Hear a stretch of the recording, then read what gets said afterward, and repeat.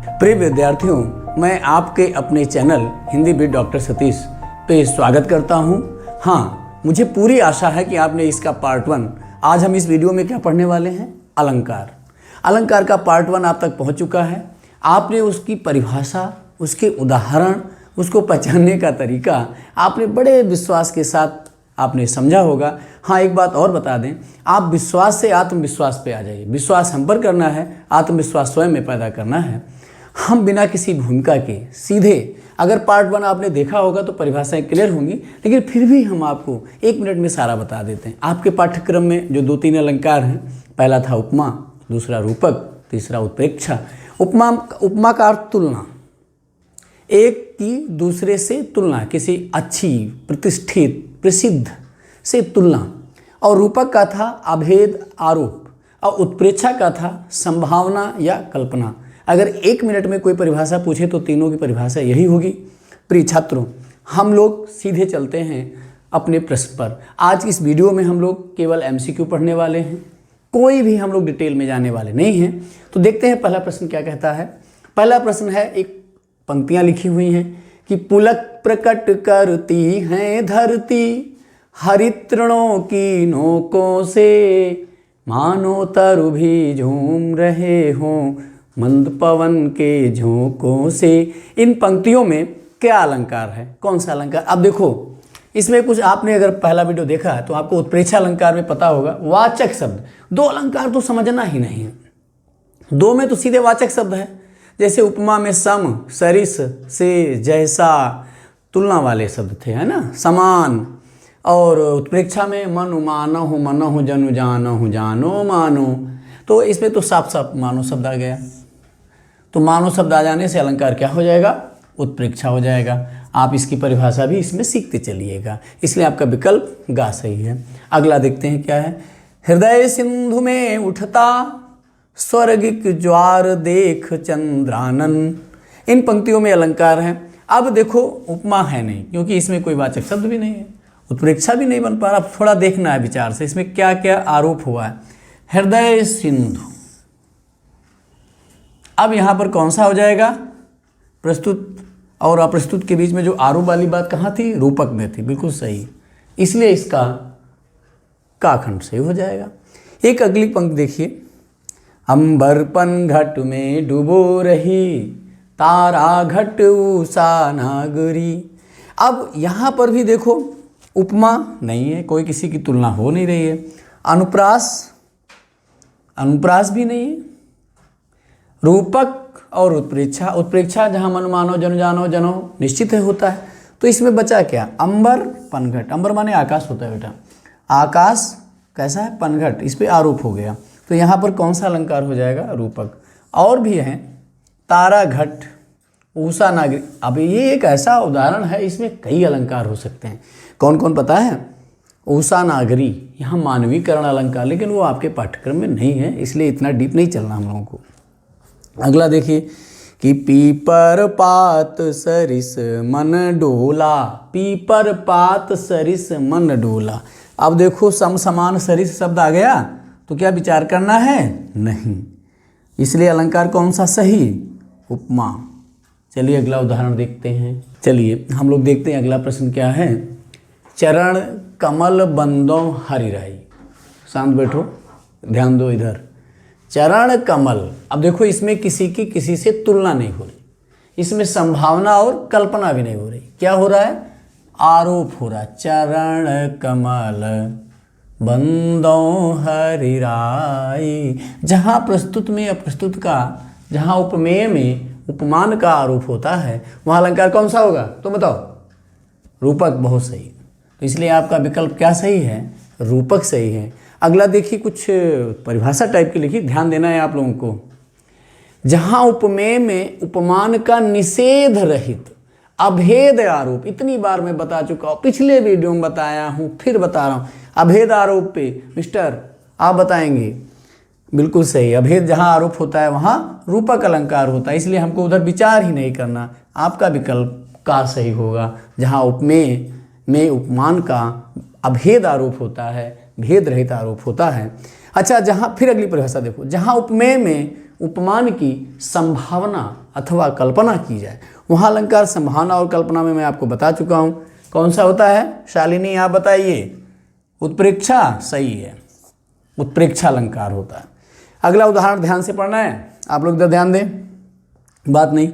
सोहत ओढ़े पीतु पट श्याम सलोने गात और मनो नील मणि शैल पर आतप परो प्रभात। इसमें अलंकार बताइए। अब देखो रूपक,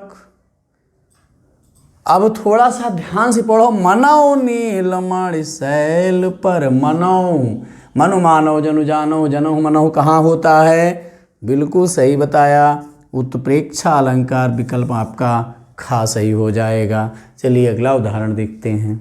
हाँ प्रिय छात्रों, देखते हैं हम लोग उदाहरण कि देखो उदाहरण। अब एक बात और बता दें, एक ही पंक्ति में कई अलंकार हो सकते हैं। मुस्कुरा लो बहुत ज़्यादा, उसमें दिमाग नहीं लगाना है। तीन अलंकार है, तीन में दो की पहचान पता है, वाचक शब्द, एक में अभेद आरोप, यानी कि जो एब्सेंट और प्रेजेंट दोनों एक साथ लिखी हो।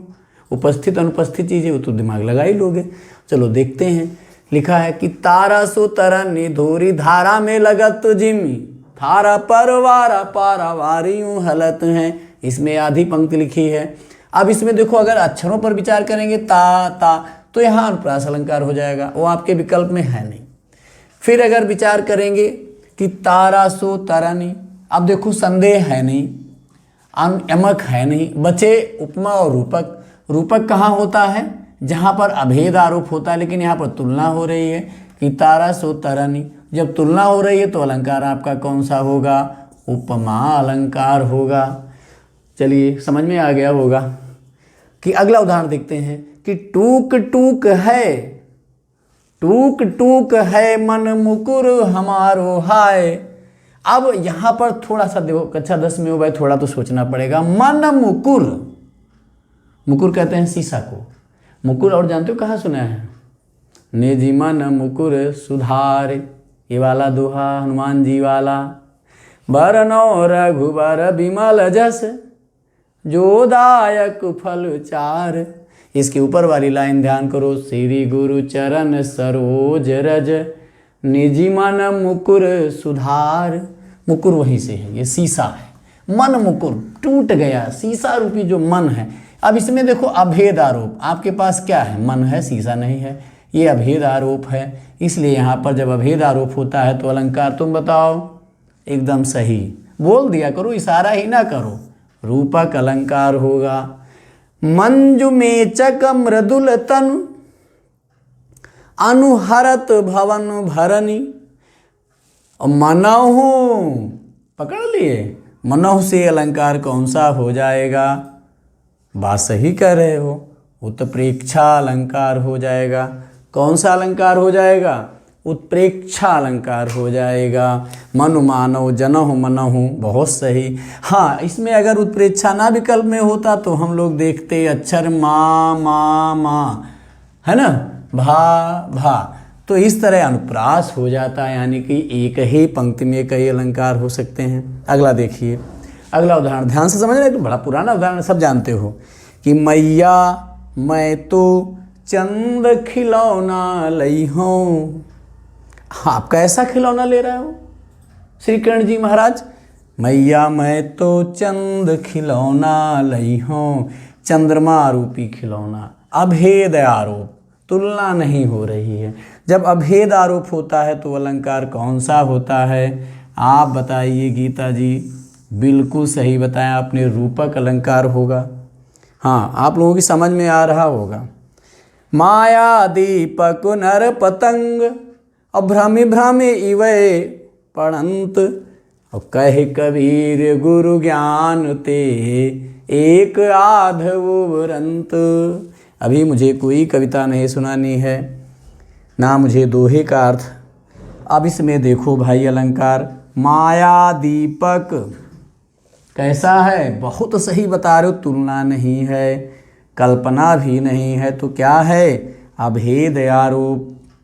नर पतंग क्या है, अभेद आरोप, भेद रहित आरोप। जहाँ भेद रहित होता है वहाँ अलंकार क्या होगा? रूपक अलंकार होगा। बिल्कुल सही आपने बताया। माया दीपक नर पतंग और भ्रामे भ्रामे इवै पड़ंत, बिल्कुल सही रूपक अलंकार होगा। थोड़ा गंभीरता से भी विचार कर लो बीच बीच में। असुवन जल सींच सींच प्रेम बेली बोई, अब ये कहाँ का है? मीराबाई का है। अब इसमें दिमाग लगाना है, अलंकार कौन सा होगा? देखो उपमा, उपमा में होती है तुलना, तुलना इसमें हो नहीं रही है तो ये होनी नहीं है। उत्प्रेक्षा में होती है कल्पना, वो इसमें है नहीं। इसमें क्या है? असुवन जल,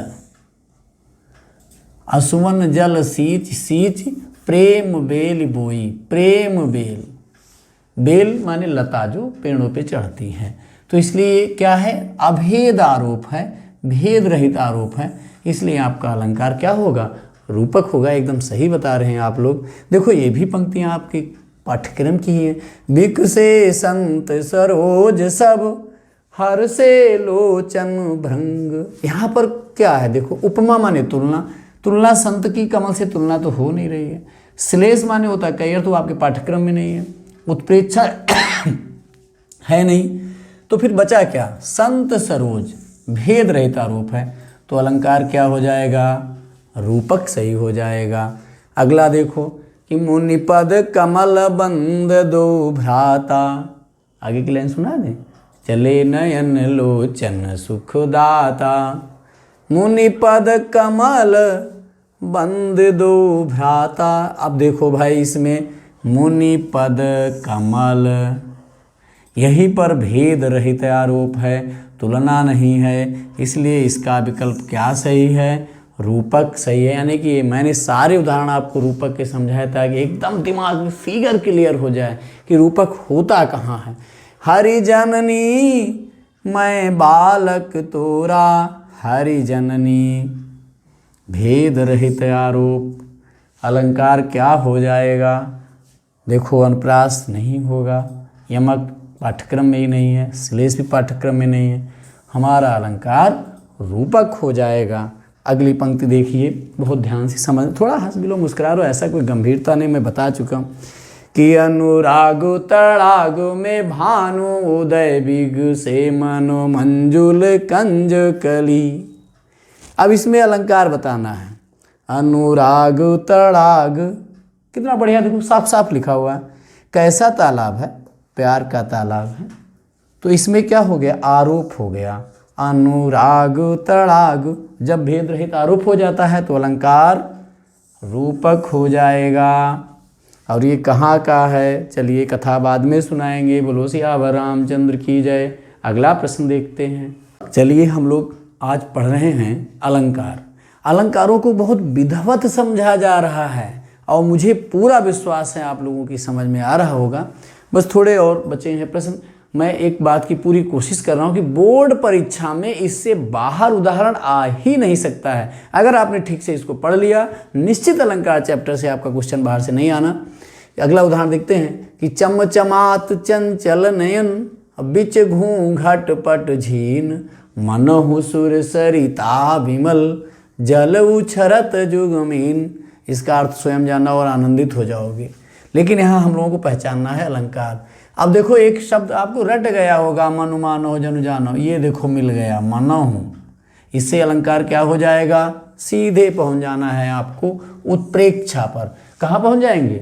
उत्प्रेक्षा। सही बताया आपने, बिल्कुल सही उत्तर है कि धाये धाम काम सब त्यागी। बढ़िया उदाहरण, बहुत बढ़िया उदाहरण, बड़े काम कि धाये धाम काम सब त्यागी और मनहु रंक निधि लूटन लागी, मनहु रंक निधि लूटन लागी। ऐसे जैसे कोई रंक हो, खजाना लूटने के लिए दौड़ पड़ा हो, ऐसे सब मर्यादा पुरुषोत्तम भगवान श्री राम का दर्शन करने के लिए दौड़ पड़े। तो मनहु, मनहु आ गया तो क्या होगा? मनु मानो जनु जानो। यहाँ कहीं विचार नहीं करना है, सीधे ये वाचक शब्द किसका है? उत्प्रेक्षा अलंकार का है। ये विकल्प आपका सही है। अगला देखिए कि मखमल के झूले पड़े हाथी सा टीला, मखमल के झूले पड़े हाथी सा, सम सरिस समान जैसे ये सब किसके हैं वाचक शब्द, आप बताइए। हाँ सही बता रहे हो, उपमा के हैं, इसलिए अलंकार क्या होगा, उपमा अलंकार होगा। अगला देखते हैं कि सागर सा गंभीर हृदय हो, कैसा हृदय हो, सागर सा गंभीर हृदय हो, गिरि सा ऊंचा हो जिसका मन, सागर की तरह गंभीर हृदय हो, पर्वत की तरह जिसका मन ऊंचा होता है। अब इसमें तुलना की जा रही है, क्या किया जा रहा है, तुलना, बिल्कुल सही समझ रहे हैं आप लोग। और तुलना में अलंकार रूपक नहीं, यमक नहीं, उत्प्रेक्षा नहीं, तो फिर सही क्या है, उपमा सही। चलिए अगला देखते हैं। हाय फूल सी कोमल बच्ची, हुई राख की ढेरी, कैसी, फूल सी, तुलना, कंपैरिजन, जहाँ तुलना होती है वहाँ अलंकार कौन सा होगा, अनुप्रास नहीं, यमक नहीं, उत्प्रेक्षा नहीं, तो उपमा सही।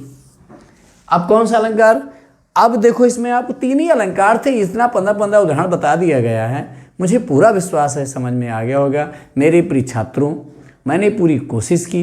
पार्ट 1 में आपको मैंने अलंकार, उसकी परिभाषा और उसका उदाहरण बहुत अच्छे से समझाया। हाँ, आप लोगों के कमेंट आए, इससे पता भी चला कि आप लोग समझ भी रहे हैं बड़े ध्यान से। पार्ट 2 में केवल MCQ पे चर्चा कर रहे हैं हम लोग, और सारे MCQ 10 उदाहरण आपकी समझ में आ गए होंगे, मुझे पूरा विश्वास। हाँ, एक बात का ख्याल रखना, जब पेपर मिलेगा तब आपको पता चलेगा, अगर अलंकार से कोई भी प्रश्न आया तो वो आपके वीडियो से होगा, ये मेरा पूरा दावा या वादा जो समझ लो, दोनों शब्द सही बैठते हैं। और अगर आपने पढ़ लिया तो आपका भी 20 में 20 पक्का है। बड़ी बड़ी फोटो छपनी है, इसलिए मेरे प्रिय विद्यार्थियों, आप इन सबको बहुत ठीक से पढ़िए, पढ़ने के बाद समझिए, गुनिए, मनन करिए, खूब मन लगा के परीक्षा दीजिए। हम बहुत जल्दी ही आपको एक कॉपी, मॉडल कॉपी देने वाले हैं, जिससे आपको पता चल जाएगा कि हम कैसे लिखें, जिससे कि हम 100 में 100 अंक पाएँ। सब लोग खुश रहो, एंजॉय करो, मस्त रहिए, अच्छे पदों पर जाइए, आपकी सारी अभिलाषाएं पूर्ण हों, मेरी यही शुभकामनाएं हैं। वीडियो देखने के लिए बहुत बहुत धन्यवाद।